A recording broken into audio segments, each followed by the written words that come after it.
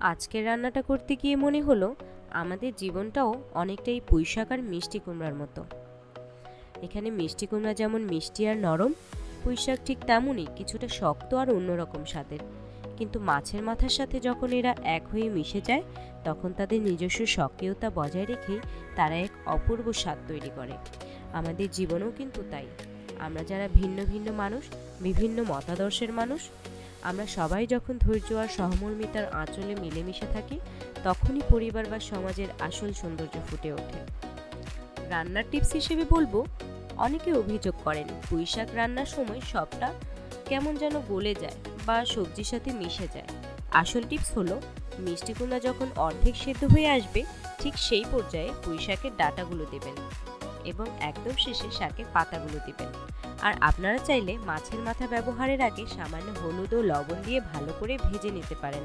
এতে মাছের যে আষ্টে গন্ধটি তা পুরোপুরি দূর হয়ে যাবে এবং ঝোলটা অনেক বেশি সুস্বাদু হবে।